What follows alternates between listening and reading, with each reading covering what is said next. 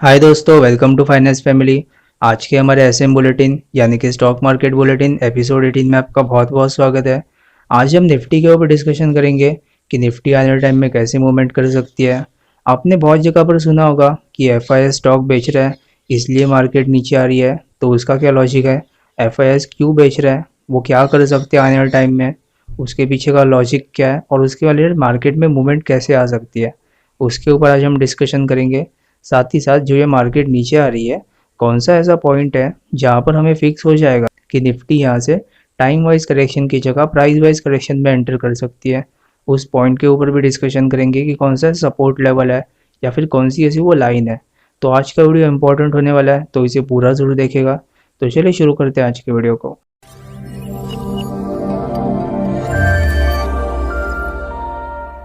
तो चलिए सबसे पहले हम जापान का इंडेक्स यानी कि निकाई 225 उसके ऊपर डिस्कशन कर लेते हैं। इस पे हमने बहुत बार चर्चा की थी कि ये ऊपर निकलने की कोशिश कर रहा था, बाद में फिर से नीचे आ चुका है। जैसे ही ग्लोबल मार्केट्स के अंदर करेक्शन शुरू हो गई, तो यहाँ पर ये चांसेस दिखाई दे रहे हैं कि मूविंग एवरेजेस एकदम स्क्वीज हो चुका है। ये करेक्शन यहाँ पर ख़त्म हो सकती है, और अगर ये वाली करेक्शन यहाँ पर ख़त्म होती है, यहाँ से थोड़ी अपमूव आ सकती है, तो निफ्टी के अंदर भी हम अपमूव एक्सपेक्ट कर सकते हैं। तो एक बार साउथ कोरिया का इंडेक्स यानी कि कोस्पी भी देख लेते हैं। ये कोस्पी का डेली चार्ट है। डेली चार्ट के अंदर आप देख सकते हो कि जो सपोर्ट हमने यहाँ पर मार्क की हुई थी, उस सपोर्ट को अच्छे से टेस्ट कर रहा है और ये भी ऊपर जा सकता है। अगर ये थोड़ा सा ऊपर निकलने की कोशिश करता है या मारू बाजू फॉर्म होता है, तो इसके अंदर भी अपमूव आ सकती है। तो अगर एशियन मार्केट्स के अंदर अपमूव आती है, तो निफ्टी के अंदर भी अपमूव आ सकती है, क्योंकि निफ्टी भी उसी से जुड़ा हुआ है। तो एक बार यूएस का मार्केट देख लेते हैं। यूएस के अंदर हम बात करते हैं डॉ जोन्स की। तो डॉ जोन्स में आप देख सकते हो कि मूविंग एवरेजेस अभी तक तो पूरे स्क्वीज नहीं हुए, लेकिन इसको भी अपने मूविंग एवरेजेस पूरी तरह से स्क्वीज करना है, तभी हम मान सकते हैं करेक्शन पूरी होगी, ना तो उससे पहले। रसल का चार्ट देख लेते हैं। यहाँ पर जो हमने सपोर्ट मार्क की हुई थी ऑलमोस्ट 2100 के आसपास, ये सपोर्ट अच्छे से काम कर रहा है। लास्ट टाइम जब हमने बात की हुई थी तभी ये सपोर्ट पे था, और अब जाकर सपोर्ट पर एक बाउंस आ चुका है। तो बाउंस ये कितना हद तक टिकता है या फिर यहीं पर कंसोलिडेशन हो जाती है, उस पर हम रिटर्न वॉच करेंगे। तो निफ्टी के अंदर, डॉ जोन्स के अंदर, एशियन मार्केट्स के अंदर बहुत सारे ऐसे पॉइंट है जहाँ पर शॉर्ट टर्म के अंदर थोड़े से डाइवर्जेंस है, यानी कि एक मार्केट के अंदर करेक्शन बची हुई है, बाकी थोड़ा सा ऊपर निकल रहा है। और कुछ ऐसे भी चार्ट है जैसे कि जापान और साउथ कोरिया, उनमें करेक्शन खत्म हो सकती है। आपने बहुत बार देखा होगा कि डाइवर्जेंस लॉन्ग टर्म के अंदर होते हैं स्टॉक मार्केट के अंदर, जैसे कि यूरोपियन मार्केट जो कि अंडर परफॉर्म कर रहा है। जापान का मार्केट अगर आप देखो तो 1990 में जो हाई बना था वो अभी तक हटा नहीं है, वहाँ से भी काफ़ी नीचे है। बाकी अगर यूएस का मार्केट और इंडिया का मार्केट कंपेयर करो तो वो तो काफ़ी अच्छे ऊपर आ चुका है। साथ ही साथ अलग अलग देशों पे आउट परफॉर्मेंस और फिर अलग अलग डाइवर्जेंस हो सकते हैं, लेकिन ये सारे डाइवर्जेंस लॉन्ग टर्म के अंदर होते हैं, ना कि शॉर्ट टर्म के अंदर। शॉर्ट टर्म के अंदर ज़्यादातर केसेस के अंदर हर एक स्टॉक मार्केट एक साथ ही परफॉर्म करता है, एक साथ ऊपर जाता है और एक साथ नीचे आता है। ये चीज़ लॉन्ग टर्म में पॉसिबल है डाइवर्जेंस, लेकिन शॉर्ट टर्म में बहुत कम बार ऐसे चांसेस दिखाई देते हैं जहाँ पर कोई एक मार्केट ऊपर जा रहा है, एक के अंदर करेक्शन पूरी हो रही है, दूसरा ऊपर जा सकता है। ये सारे डाइवर्जेंस शॉर्ट टर्म के अंदर बहुत रेयरली दिखाई देता है।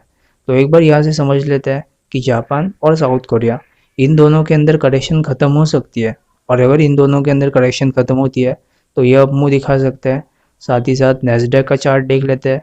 नैस्डैक के चार्ट के अंदर आप देख सकते हो करेक्शन बाकी है, ये पूरी तरह से रनिंग करेक्शन कर रहा है।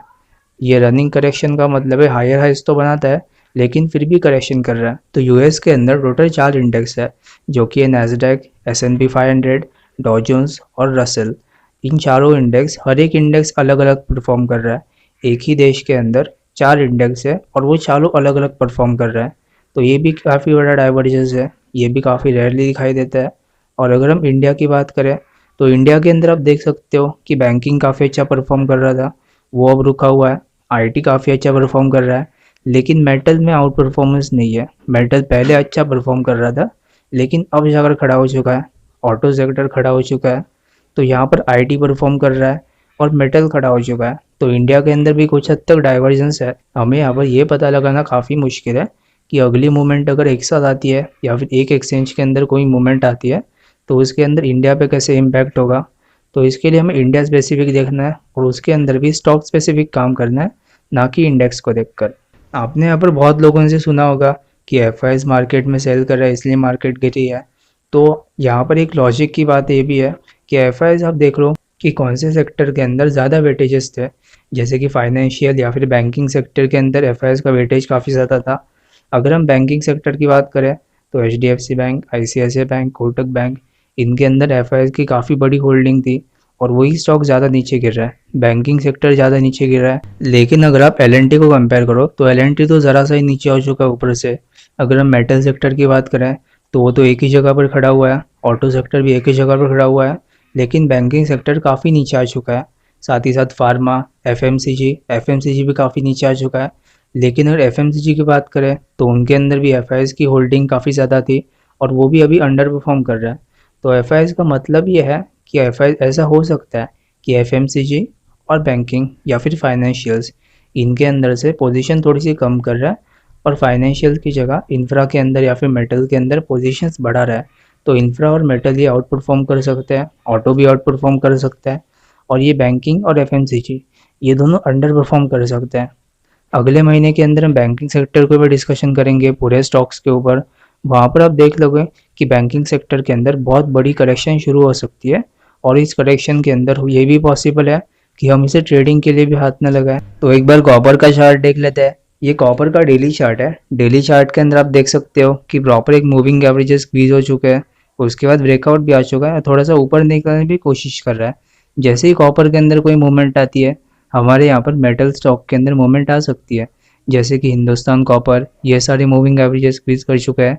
सेल इंडिया या फिर मेटल इंडेक्स उनमें करेक्शन हो सकती है, करेक्शन उनमें पूरी हो चुकी है। लेकिन अगर टाटा स्टील, जेएसडब्ल्यू स्टील इनकी बात करें तो उनमें करेक्शन थोड़ी सी बची हुई है, हिंडाल्को के अंदर भी करेक्शन बची हुई है। तो यहाँ पर भी थोड़ा सा डाइवर्जेंस है स्टॉक के अंदर कि कैसे मूवमेंट आती है, यहाँ पर भी हमें स्टॉक स्पेसिफिक काम करना है। अगर आपने हमारा प्रीवियस वीडियो नहीं देखा मल्टीबैगर स्टॉक के ऊपर कि कौन से ऐसे स्टॉक है जो 2022 के अंदर मल्टीबैगर रिटर्न्स आपको दे सकते हैं, तो वो वीडियो ज़रूर चेकआउट कर लीजिएगा। उस वीडियो की लिंक आपको डिस्क्रिप्शन में मिल जाएगी, उस वीडियो को आप चेकआउट कर सकते हो ये वीडियो खत्म होने के बाद। तो आपने बहुत बार सुना होगा न्यूज़ के अंदर कि न्यूज़ के अंदर बोला जाता है कि इन्फ्लेशन थोड़ी सी बढ़ रही है इसके स्टॉक मार्केट नीचे आ रहा है। लेकिन अगर इन्फ्लेशन सच में बढ़ रही है तो बॉन्ड यील्ड ऊपर नहीं जा रही। अगर बॉन्ड यील्ड ऊपर जानी चाहिए अगर इन्फ्लेशन बढ़ती है तो। साथ ही साथ गोल्ड और सिल्वर जो कि इन्फ्लेशन के हेज माने जाते हैं, यानी कि अगर इन्फ्लेशन बढ़ती है तो गोल्ड के अंदर भी राइज आना चाहिए डॉलर टर्म्स के अंदर और रुपी टर्म्स के अंदर भी। लेकिन गोल्ड के अंदर भी कोई राइज नहीं आ रहा। गोल्ड का भी चार्ट देख लेते हैं। गोल्ड और सिल्वर जो कि इन्फ्लेशन के हेज माने जाते हैं, यानी कि अगर इन्फ्लेशन आती है तो गोल्ड और सिल्वर के अंदर भी राइज आ सकता है। लेकिन अगर हम गोल्ड का चार्ट देखें तो गोल्ड के अंदर प्रॉपर एक रेंज फॉर्म हो रही है। आप यहाँ पर ट्रायंगल पैटर्न भी देख सकते हो और हमने अपनी लास्ट वीडियो में बात की हुई थी कि अगर कोई भी पैटर्न फॉर्म होता है तो पैटर्न फॉर्म होने का मतलब है कि करेक्शन हो रही है। ट्रेंड के अंदर कोई पैटर्न फॉर्म नहीं होता, अप ट्रेंड हो या डाउन ट्रेंड, दोनों के अंदर कोई भी पैटर्न फॉर्म नहीं होता। और पैटर्न फॉर्म हो रहा है तो इसका मतलब है करेक्शन हो रही है। तो गोल्ड इस वक्त करेक्शन के अंदर है। अगर ये करेक्शन हो रही है गोल्ड के अंदर तो इसका मतलब इन्फ्लेशन का कोई खतरा नहीं है। तो एक बार सिल्वर का चार्ट देख लेते हैं। सिल्वर की चर्चा हम बहुत बार कर रहे थे अपने बुलेटिन में। अगर जैसे ये $27 को पार करता है तो अभी हम इसके अंदर तेजी एक्सपेक्ट कर सकते हैं। उससे पहले ये करेक्शन के अंदर है, तो अभी भी ये करेक्शन के अंदर है और काफ़ी अच्छा करेक्ट कर सकता है यहाँ से भी। टाइम वाइज करेक्शन और प्राइस वाइज करेक्शन दोनों ही एक्सटेंड हो सकती है। तो इन्फ्लेशन कोई खतरा नहीं है। इन्फ्लेशन अगर थोड़ी बहुत आ भी जाती है तो उसके लिए गोल्ड हेज हो सकता है। और स्टॉक मार्केट हालांकि ऊपर से काफ़ी नीचे आ चुका है तो यहाँ पर भी इन्फ्लेशन रेट नहीं है। जो भी आपको इन्फ्लेशन दिखाया जा रहा है वो बस एक न्यूज़ के कारण है, या फिर जो न्यूज़ आ रही है वहाँ से स्टॉक मार्केट थोड़ा सा नीचे आना है, ना कि बहुत ज़्यादा नीचे। और जो करेक्शन आप देख रहे हो वो भी ख़त्म हो सकती है काफ़ी कम टाइम के अंदर। तो एक बार निफ्टी का चार्ट देख लेते हैं। ये निफ्टी का डेली चार्ट है। डेली चार्ट के अंदर आप देख सकते हो कि 1 डे के टाइम फ्रेम पर ये करेक्शन कर रहा है। हम लोग प्रीवियसली ये बात कर रहे थे कि 4 आवर के टाइम फ्रेम पर करेक्शन करता है, लेकिन 4 आवर के टाइम फ्रेम से ये एक्सटेंड कर देता है। हमने यहाँ पर स्टार्टिंग में ये बात की हुई थी कि वो कौन सा लाइन है जिसके अंदर निफ्टी के अंदर प्राइस वाइज करेक्शन हो सकती है बजाय कि टाइम वाइज करेक्शन। तो वो लेवल है ऑलमोस्ट 16,350 के आसपास। जैसे ही ये लेवल नीचे कटता है 50-100 पॉइंट से नहीं, अगर बहुत लेवल से नीचे कटता है, नीचे सस्टेन हो जाता है, तो इसका मतलब है कि प्राइस वाइज करेक्शन हो सकती है, ना कि टाइम वाइज करेक्शन। और अगर प्राइस वाइज करेक्शन होती है तो वहाँ पर कंसोलिडेशन नहीं होगी, सीधा ये नीचे जाएगा और वहाँ से वी शेप रिकवरी होगी। लेकिन अगर यहाँ से भी टाइम वाइज करेक्शन करनी है तो यहीं पर कंसोलिडेशन होगी, ब्रेकआउट आएगा और मूविंग एवरेजेस पूरी तरह से स्क्वीज हो सकते हैं। तो हमें इसे वेट एंड वॉच करना है करेक्शन कैसी हो सकती है और यहाँ पर जो रेड कैंडल फॉर्म हुई है फ्राइडे के अंदर, वो रेड कैंडल इंडिकेट करती है कि यहाँ से थोड़ा सा नीचे आ सकता है। बाकी हम लोग जूनियर के भी चार्ट देखेंगे, मिड कैप का भी, स्मॉल कैप का भी चार्ट देखेंगे, तब आपको और ज़्यादा क्लैरिटी आनी शुरू हो जाएगी। तो एक बार बैंक निफ्टी का चार्ट देख लेते हैं। बैंक निफ्टी की भी चर्चा हमने प्रीवियसली की हुई थी कि यहाँ पर जो सपोर्ट मार्क की हुई है, अगर ये सपोर्ट तक आ भी जाता है तब भी कोई प्रॉब्लम नहीं है, और अगर नहीं भी आता तब भी कोई प्रॉब्लम नहीं है। तो 200 EMA के थोड़ा नीचे आ चुका है, लेकिन बैंक निफ्टी के अंदर अब बाकी स्टॉक देखो, जैसे कि कोटक बैंक, HDFC बैंक, तो वो तो काफ़ी नीचे आ चुका है। एक्सिस बैंक काफ़ी अंडर परफॉर्म कर रहा है, तो बैंकिंग स्टॉक के अंदर करेक्शन बढ़ सकती है। और हमने जैसे कि प्रीवियसली बात की थी इसी वीडियो के अंदर कि बैंकिंग के अंदर सेल ऑफ हो रहा है, ना कि ऐसे सेक्टर के अंदर जो कि यहाँ से अच्छे परफॉर्म कर सकते हैं, जैसे कि इंफ्रा, मेटल, उनके अंदर आप बहुत बड़ा फॉल नहीं देखोगे, फॉल देखोगे सिर्फ बैंकिंग के अंदर। अगर आप L&T का चार्ट चेक करो तो वो तो थोड़ा सा ही नीचे आ चुका है ऊपर से, लेकिन अगर आप हिंदुस्तान यूनिलीवर या फिर कोटक बैंक, HDFC बैंक, इनके चार्ट चेक करो तो वो तो काफ़ी नीचे आ चुका है। तो बैंकिंग, FMCG और फार्मा, ये तीनों सेक्टर ऐसे सेक्टर हैं जो कि अंडर परफॉर्म कर सकते हैं। और रियलिटी, इंफ्रास्ट्रक्चर, मेटल और ऑटो, ये चारों आउट परफॉर्म कर सकते हैं। तो इनके ऊपर ज़रूर नज़र रखिएगा कि आने वाले टाइम में इन्वेस्टमेंट पर्पज़ के लिए काफ़ी अच्छे रिटर्न यहाँ पर दिखाई दे सकते हैं। तो एक बार निफ्टी इंफ्रा का चार्ट देख लेते हैं। ये निफ्टी इंफ्रा का डेली चार्ट है। डेली चार्ट के अंदर प्रीवियसली बात कर रहे थे ये भी 4 आवर के टाइम फ्रेम पर कर सकता है करेक्शन, लेकिन अब ये चांसेस दिखाई दे रहा है कि 1 आवर के टाइम फ्रेम पर आ सकती है करेक्शन। लेकिन 1 आवर के टाइम फ्रेम पर तभी कन्फर्मेशन आ जाएगी जब ये अपने 200 EMA को टच करेगा, और वो ऑलमोस्ट 4600 पे कैलकुलेट हो रहा है। और अगर ये थोड़ा नीचे आ भी जाता है, डेली टाइम फ्रेम पर कन्फर्मेशन आ जाती है, तब ये प्राइस वाइज करेक्शन और टाइम वाइज करेक्शन दोनों इंक्रीज हो सकती है। तो इसके ऊपर ज़रूर नज़र रखिएगा। और इसको फॉलो करने वाला एक ETF भी मौजूद है जो कि है इंफ्राबीज। अगर आपने हमारा ETF वाला वीडियो नहीं देखा तो उसकी भी लिंक डिस्क्रिप्शन के अंदर है, आप इस वीडियो को चेकआउट कर सकते हो। तो एक बार निफ्टी जूनियर का चार्ट देख लेते हैं। ये निफ्टी जूनियर का डेली चार्ट है। डेली चार्ट के अंदर ये भी कंफर्म हो चुका है ऑलमोस्ट कि डेली टाइम फ्रेम पर आ सकता है। यहाँ पर एक एनगल्फिंग पैटर्न फॉर्म हो रहा है। अगर आप ध्यान से देखो, लास्ट कैंडल जो फॉर्म हुई है वो एक एनगल्फिंग कैंडल है। यहाँ पे अगर ये नीचे आ जाता है, 200 EMA पर आ जाता है, तो यहाँ पर भी टाइम वाइज करेक्शन और प्राइस वाइज करेक्शन दोनों इंक्रीज हो सकती है। निफ्टी मिड कैप का चार्ट देख लेते हैं। ये निफ्टी मिड कैप का डेली चार्ट है। डेली चार्ट के अंदर इसमें भी चांसेस दिखाई दे रहे हैं कि ये 1 डे पे आ सकता है। स्मॉल कैप का भी चार्ट देख लेते हैं। स्मॉल कैप के अंदर भी थोड़ा सा कंफ्यूजन है कि स्मॉल कैप यहाँ से 1 डे पे आ सकता है या फिर 4 आवर पे टाइम फ्रेम करेक्शन कर रहा है।